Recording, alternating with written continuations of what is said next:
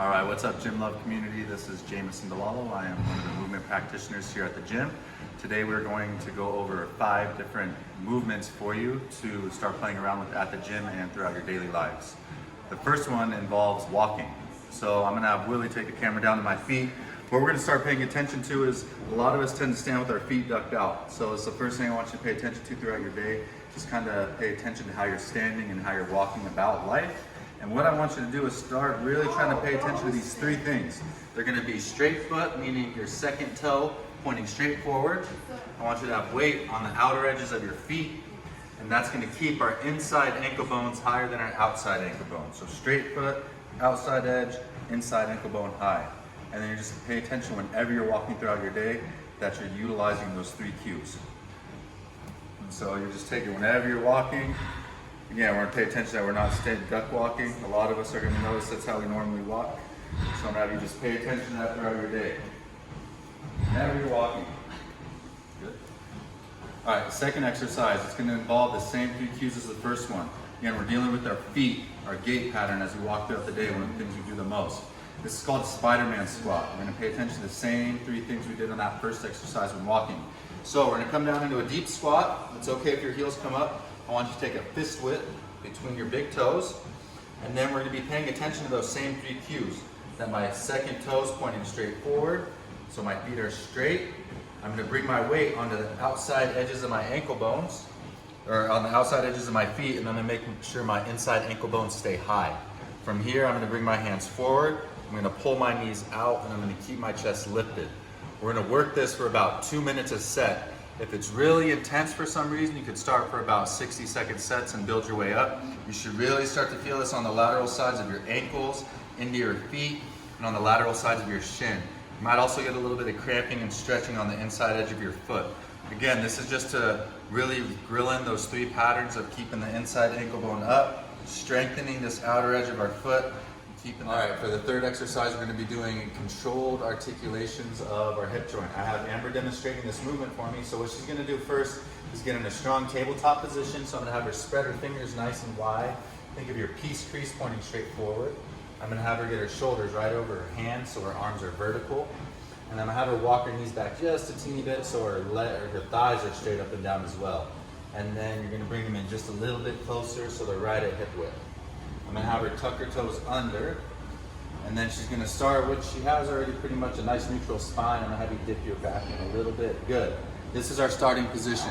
Now what Amber's going to do is move her hip to her fullest range of motion. She's going to start by bringing her knee to her chest, and then she's going to come up towards the sky. While she's doing this portion, she's going to try to keep her hips square, and then she's going to try to pull her knee point straight back behind her.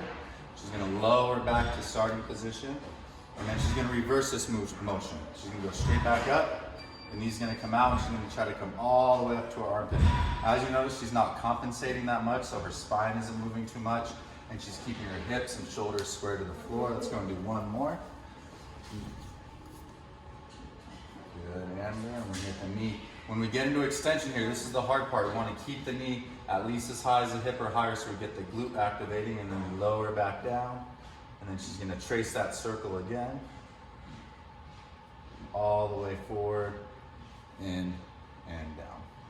Good, relax, Amber. All right, 4th exercise we're going to be doing is a controlled articulation of our spine. Spine on the back of our body, most important joint, probably one of the most neglected, so we're just going to spin it in the biggest circle that we can. I'm going to have Amber start. She's standing hip width, her feet are pointing straight forward, and the big thing I'm going to have her focus on is really squeezing her glutes in her lower half so that her hips aren't moving around. We're going to try to keep everything nice and square so all the motion's in the torso.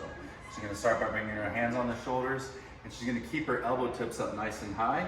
And then she's going to start by rounding her spine. So almost think of like a crunch. And we're going to start to round the spine as much as you can.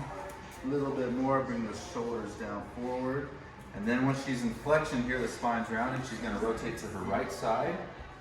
And then from here, her right shoulder is going to drop back towards his hip.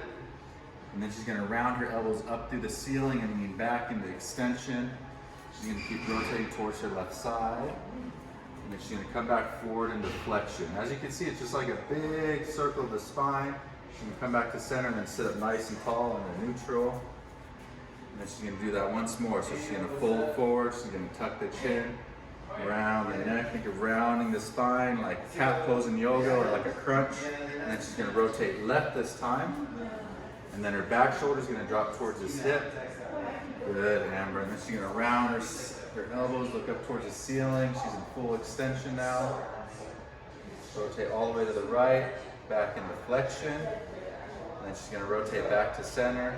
And then sit up nice and tall. We're gonna do about 3 of those in each direction. All right, exercise number 5 now. These are prone thoracic twists. So I'm gonna have Amber lay all the way flat. She's gonna bring her feet together. She's gonna press the tops of her feet down, pull her belly button back. And we're gonna twist open to the right. So she's gonna take her left arm, she's gonna bend it to the point where she can relax her forehead to her forearm. Then her right hand is gonna come behind her head. And then from here, when I tell Amber to on an inhale, she's gonna try to lift her elbow up and twist open. She's gonna press this hand down and imagine pulling it towards the wall to twist open nice and big, and then she's gonna exhale back down to the starting position. She's gonna inhale, draw the elbow up, even try to twist your head up towards the ceiling. Good, exhale back down. Now a couple things we really wanna pay attention to are trying to keep the hips onto the floor so this twist stays in the upper back. And this is really good for posture. Tend to sit with a rounded spine all day, so twisting and extending our upper back is really good. We'll do this anywhere. You can put your timer on for a minute, or you can do anywhere from 10 to 15 reps per side. Let's get one more.